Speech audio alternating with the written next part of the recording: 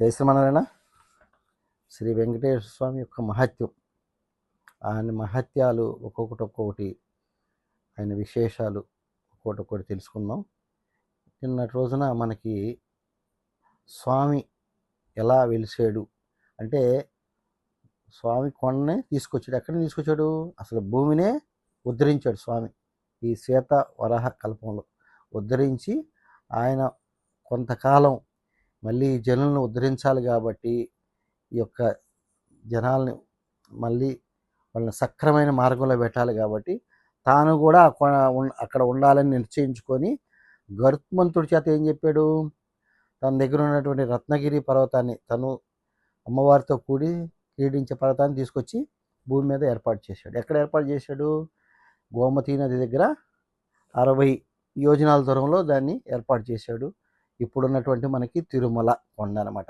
కాబట్టి స్వామి స్వయంగా తెచ్చుకున్న కొండే అది, ఇంకెవరిది కాదు, స్వామిదే. కాబట్టి ఆ కొండ ఎలాంటిదంటే చూసేవాడి బట్టి తెలుస్తుంది. అది మనం ఇప్పుడు కలియుగంలో ఉన్నాం కాబట్టి మన దగ్గర అన్ని గుణాలు ఆపాదించుకున్నాం, మంచి చెడు అన్ని గుణాలు కలిసి ఉంది. కాబట్టి మనకి ఆ కొండ ఎలా ఉంటుందంటే బండరాయిలాగా కనిపిస్తుంది కొండ, కానీ అది రత్నములతో పొదిగిన కొండ అంటది, అంటే రత్నగిరి. అలాగే చింతామణి అంటే మనకి ఏ కోరికలు కావాలన్నా ఆ కొండ మీదకి నువ్వు వెళ్ళాలని నిశ్చయించుకుంటే చాలు, నువ్వు వెళ్ళకపోయినా పర్లా, అలా చెప్తుంది ఇక్కడ ఈ వరాహ పురాణంలో. అంటే నువ్వు వెళ్ళలేకపోయినా స్వామిని ఇక్కడి నుంచి కూర్చొని ధ్యానించినా కూడా ఆయన నీకు కావాల్సినటువంటి కోరికలు తీరుస్తాడు. అంతటి గొప్ప మహిమాన్వితమైనటువంటి మనది తిరుమల క్షేత్రం. ఎందుకు వచ్చాడంటే స్వామి ఈ యొక్క జనుల బాధల్ని పోగొట్టడానికి. అయితే ఎప్పుడైతే కొండ మీదకి ఈ వరాహ రూపంలో స్వామి వెలిసాడో, ఎక్కడ వెలిసాడు? ఈ యొక్క పశ్చిమ దిక్కున స్వామి వెలిచేసి ఆయన ఎలా ఉన్నాడంటే, ఈ రూపం ఎలా అయితే హిరణ్యాక్షుని చంపాడో ఆ రూపంతోనే రౌద్రంగా ఉన్నాడు. కోరలతో, కుటిల భృకుటితో భయంకరంగా ఉన్నాడు. ఉండేటప్పటికే ఈ దేవతలందరూ పోయి స్వామిని ప్రార్థించారు. ఏమని ప్రార్థించారంటే, స్వామి మాకు శాంత రూపాన్ని ప్రసాదించు. ఎందుకంటే ఈ యొక్క నరులకి, సురులకి, అందరికీ కూడా, లోకంలో అందరికి కూడా నీ శాంత రూపాన్ని చూస్తే మాకు అంతకు మించి ఆనందం లేదు స్వామి. ఆ రూపంతో చూస్తే మాకు మీ శాంతంతో మేము కూడా శాంతంగా ఉంటాం స్వామి అని స్వామిని కోరుకున్నారు. అంటే స్వామి యొక్క శాంత రూపాన్ని అడిగారు వీళ్ళు, ఈ దేవతలు వీళ్ళందరూ కూడా. ఎప్పుడైతే స్వామిని అడిగారో స్వామి వాళ్ళ యొక్క మాటలు ఆలకించాడు. వీళ్ళు అడిగింది కూడా బాగానే ఉంది. ఎందుకంటే రౌద్ర రూపం, ఎంతసేపు రౌద్ర రూపం చూస్తే, కోపంగా ఉన్నాడు చూస్తే మనకేమవుద్ది?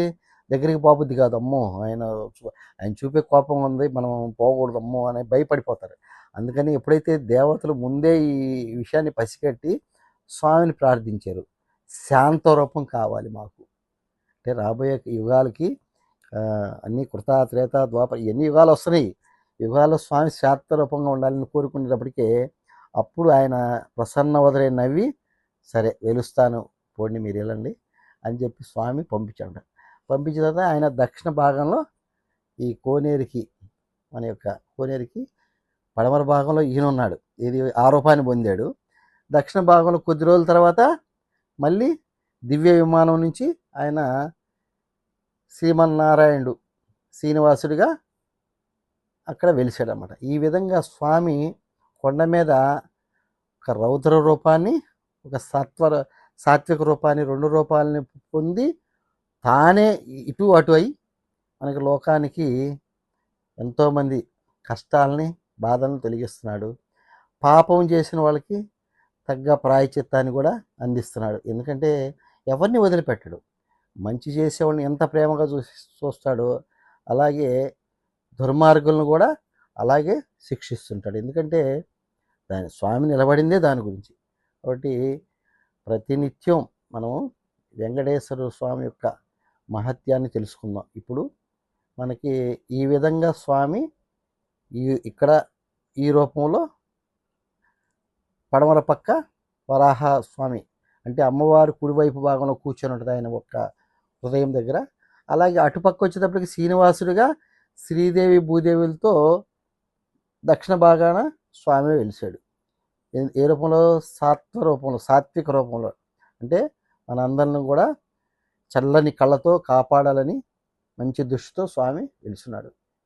వచ్చే వీడియోలో ఇంకా కొన్ని మంచి విషయాలు ఈ యొక్క పుష్కరిణి గురించి తెలుసుకుందాం. జై శ్రీమన్నారాయణ.